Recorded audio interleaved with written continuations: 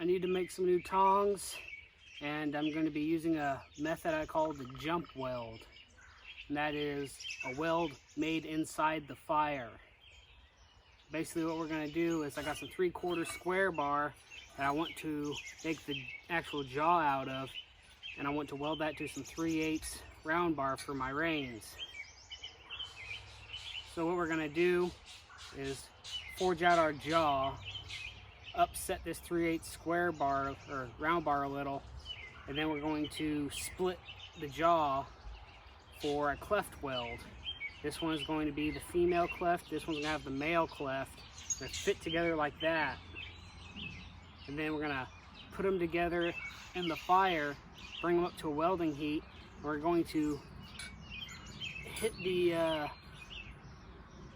rein, the 3/8 round, into the jaw. The jaw will have enough mass to act like an anvil and tack the two pieces together so we can withdraw them as one and bring them to the anvil to finish welding.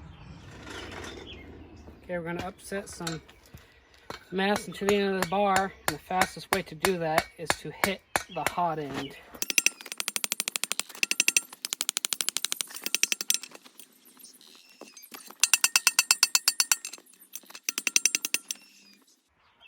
Take another heat and fatten this up some. We'll come back to you.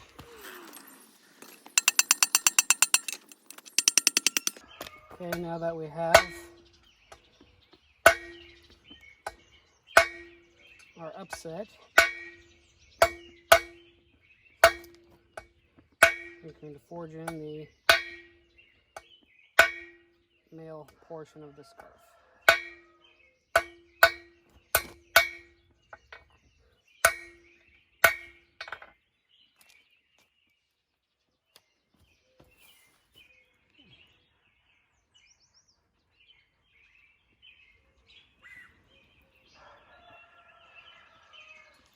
Seems the heat's making it a little blurry on the camera. I'll show you better next heat. Now you're going to want to try and make this male cleft as short as you can get it.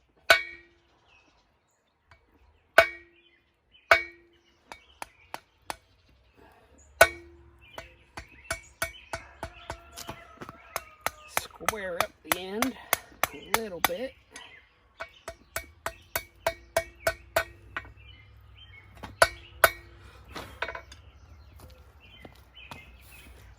And there we have the male scarf of the cleft.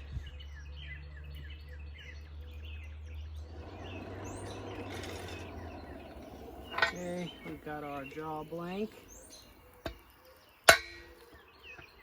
or our jaw material, I should say.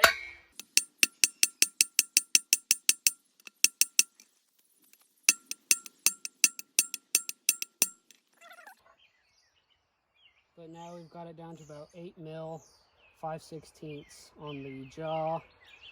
It's sitting about 1/2 inch at the thinnest part on the boss right now.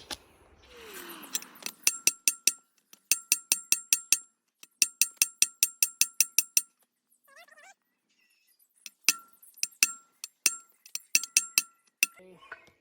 Now you can see we're starting to define that offset for the rein.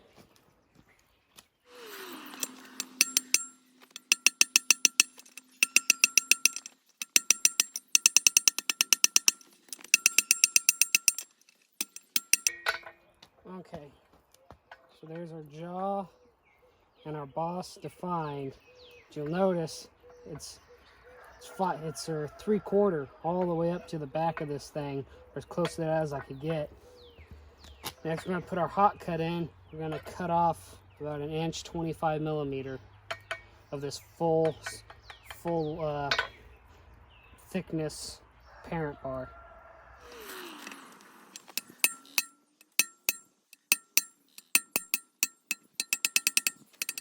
Okay, now before we detach this completely, we're going to leave it as is. So next heat, we can bring it out, clamp it in our vise.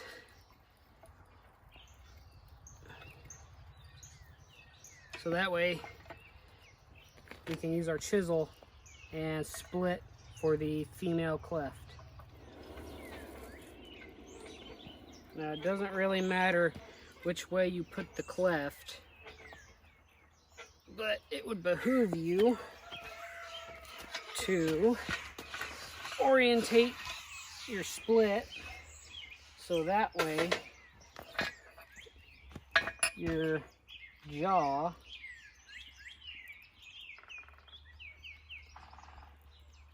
is towards the bottom or top of the weld.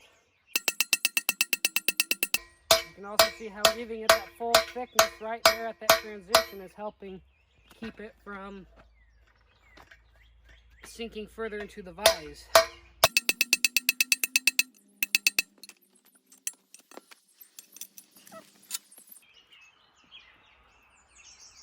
Okay, you can see how only the tip of our scarf fits in there, or our male cleft fits in there. We want this to sit all the way up. Just like that, right onto the thickest part of this.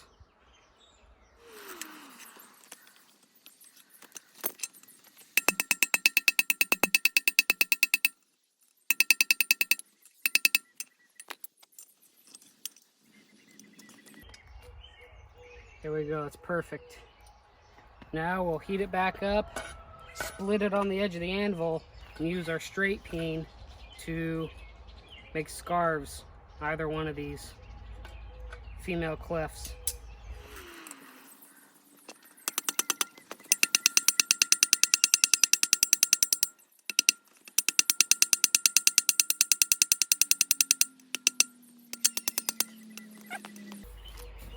See how we have beveled those lips.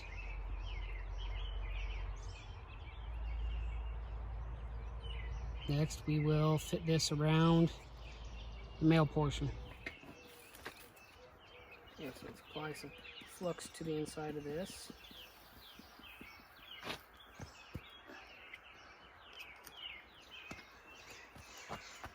Stick in our male portion.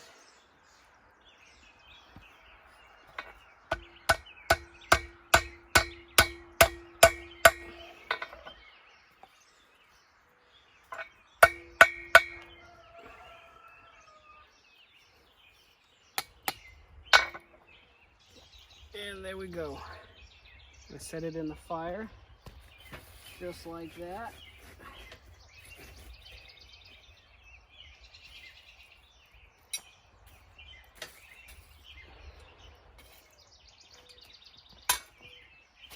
And I want you guys to see this.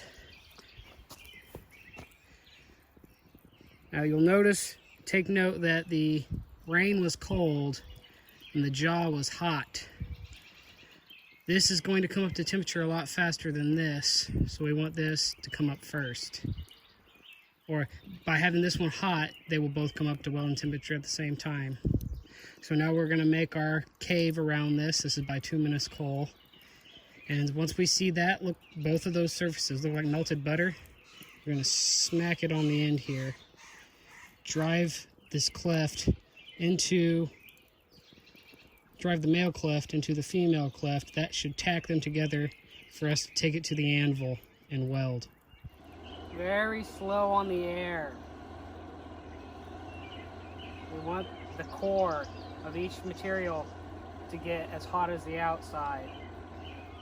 We're at a forge welding temperature now. Let it soak. Smack it. Withdraw it.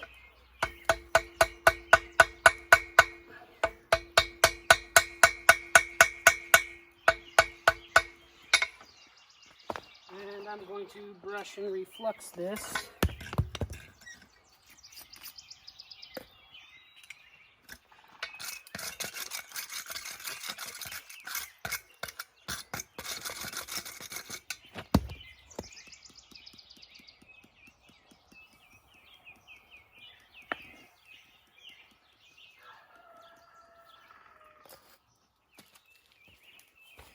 As you can see,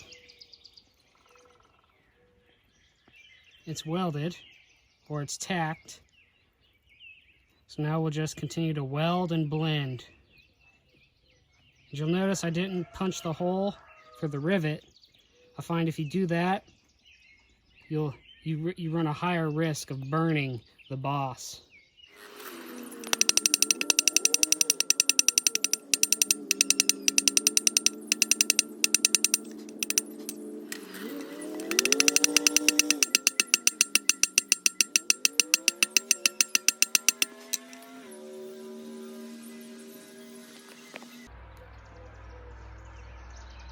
And that's essentially it. I'll take some shaping heats on this, try and get everything blended in as best I can, and we'll come back to you.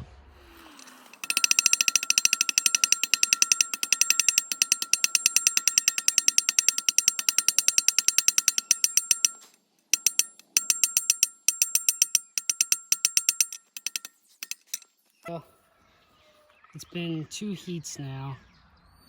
Should have just brought you along for it. But if this camera would focus. There we go. You can hardly tell where the seam is.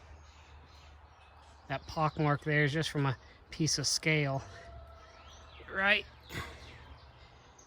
about where that seam in my 2 fingers is. That's the only visible seam of this weld. There is your Tong half.